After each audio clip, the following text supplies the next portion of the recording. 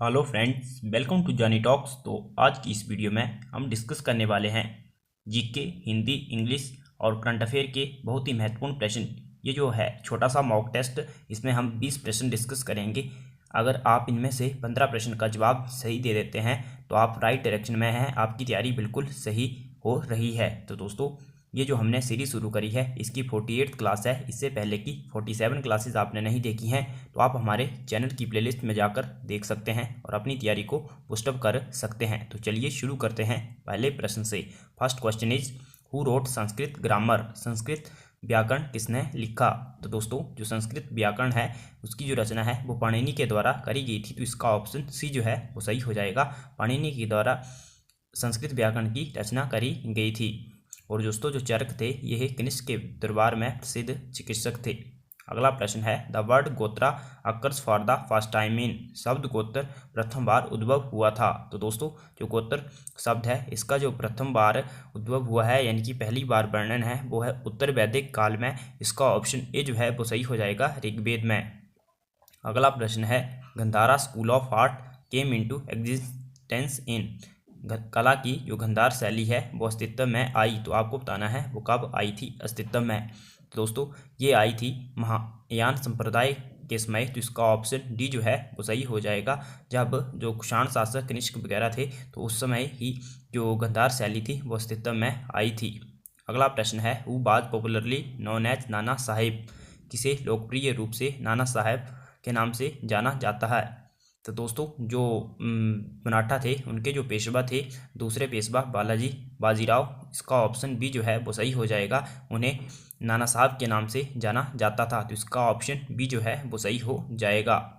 दोस्तों, आपके लिए महत्वपूर्ण सूचना है, अगर आप भी एचपी पुलिस की तैयारी कर रहे हैं तो जो परीक्षा ऐप है वो आपके लिए बेस्ट टेस्ट सीरीज़ लेके आया है। इसमें आपको 15 टेस्ट मिलेंगे और बिल्कुल एग्ज़ाम ओरिएंटेड होंगे। जैसा एग्ज़ाम में पैटर्न रहता है सेम उसी के बिहाफ पर बढ़िया क्वालिटी के आपको टेस्ट सीरीज़ मिलेंगे। दोस्तों, इसमें जो प्राइस हैं वो है 300, लेकिन अगर आप कूपन कोड जानी 50 यूज़ करेंगे तो आपको 50% का फ्लैट डिस्काउंट मिल जाएगा और आपको 150 रुपये में वो टेस्ट सीरीज़ अवेलेबल हो जाएंगी। तो दोस्तों, इसका फ़ायदा उठाना बिल्कुल भी मत भूलिएगा। और दोस्तों, अगर आप पिक्सा ऐप को डाउनलोड करना चाहते हैं तो इसका लिंक मैंने अपने डिस्क्रिप्शन में, इस वीडियो के डिस्क्रिप्शन में दिया हुआ है, आप वहां से डाउनलोड कर सकते हैं। चलिए शुरू करते हैं अगले प्रश्न से। अगला प्रश्न है Hyder Ali was defeated at Porto Novo by which British journal.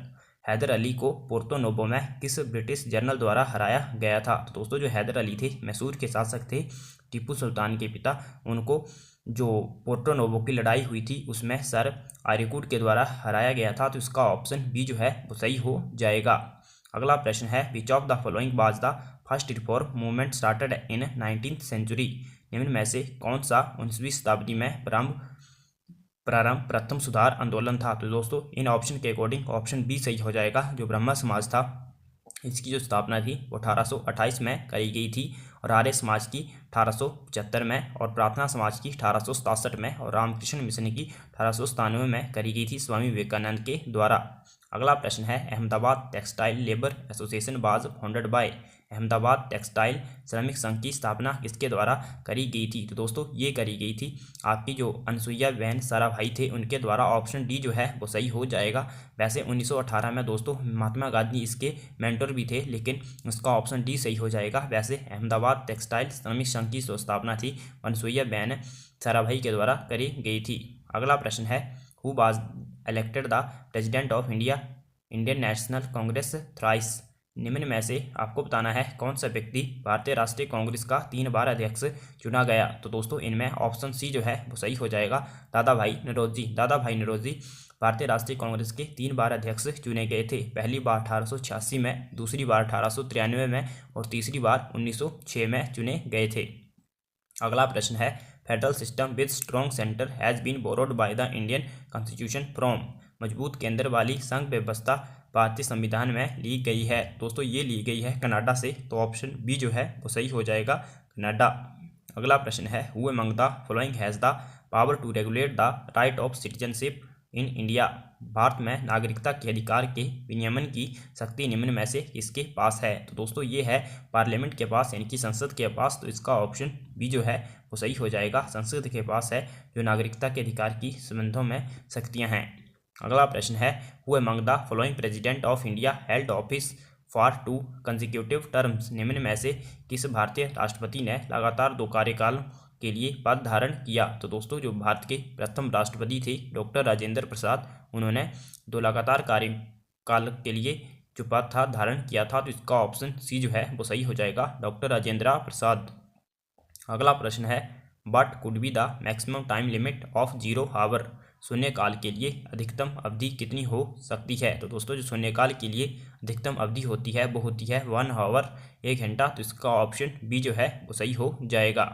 अगला प्रश्न है, final authority in India to approve 5 year plans? भारत में पंचवर्षीय योजना के अनुमोदन के लिए अंतिम प्राधिकरण है। तो दोस्तों वो अंतिम प्राधिकरण है आपका राष्ट्रीय विकास परिषद, national development council. Option C जो है वो सही हो जाएगा। और इसका जो अध्यक्ष होते हैं दोस्तों वो भारत के प्रधानमंत्री होते हैं, सॉरी। और दोस्तों बात करें फाइनल जो 5 ईयर प्लान है, इनको समाप्त कर दिया है। इनके स्थान पर नीति आयोग की स्थापना करी गई है। अगला प्रश्न है, census of population in India is done after every? Bharat में जनगणना प्रत्येक डैश डैश वर्ष के बाद की जाती है। तो दोस्तों आपको ज्ञात होगा भारत में जनगणना होती है वो प्रत्येक 10 वर्ष के बाद होती है, 10 ईयर्स। तो ऑप्शन डी जो है वो सही हो जाएगा, 10 ईयर। अगला प्रश्न है, which city has been officially selected to the host the 2020 Commonwealth Games? 2022 राष्ट्रमंडल खेलों की मेजबानी के लिए आधिकारिक रूप से किस शहर का चयन किया गया है? तो दोस्तों ये चयन किया गया है बर्मिंघम का। ऑप्शन बी जो है वो सही हो जाएगा। इंग्लैंड के बर्मिंघम में होंगी जो राष्ट्रमंडल खेल हैं 2022 के कॉमनवेल्थ गेम हैं वो होंगे बर्मिंघम में, इंग्लैंड के बर्मिंघम में। अगला प्रश्न है, coal has become dear dash dash the end of the last year? तो दोस्तों इसका ऑप्शन सी जो है वो सही हो जाएगा, since the coal has become dear since the end of the last year. अगला वर्ड जो है टॉक्सिक, आपको टॉक्सिक वर्ड का एंटोनिम बताना है। तो दोस्तों जो टॉक्सिक होता है इसका अर्थ होता है जैसे जहरीला या फिर विषैला। तो इसका ऑप्शन डी जो है वो सही हो जाएगा, टॉनिक जो है वो इसका सही एंटोनिम हो जाएगा। अगला प्रश्न है, आपको इस इडियम का सही मीनिंग बताना है। To leave the pale is? तो इस इडियम का जो सही अर्थ हो जाएगा टू गेट इनटू डेब्ट या फिर to spend more than one's income. Option B जो है वो इसका सही हो जाएगा। अगला प्रश्न है दोस्तों, आपको वास्तव का विशेषण बताना है। तो दोस्तों वास्तव का जो सही विशेषण हो जाएगा वो हो जाएगा वास्तविक। तो इसका ऑप्शन ए जो है वो सही हो जाएगा, वास्तविक।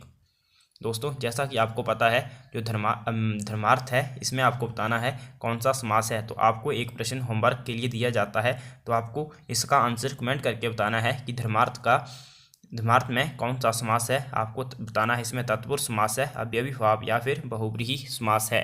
अगला प्रश्न है, आपको सुशब्द बताना है आगामी जो है वो किस तरह लिखा जाता है। तो इसका ऑप्शन सी जो है वो सही हो जाएगा, आगामी जो है वो इस तरह लिखा जाता है।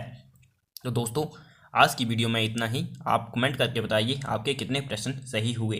तो दोस्तों thanks for watching, God bless you all.